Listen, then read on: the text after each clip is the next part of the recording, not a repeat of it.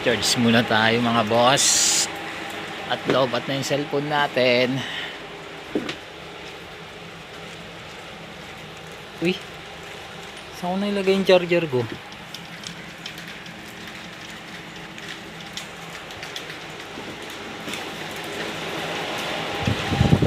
Nalimutan ko.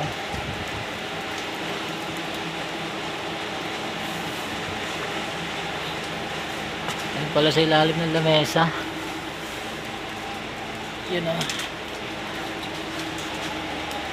Urap sa inyo. Yan. Ito yung mga ginagawa namin mga boss.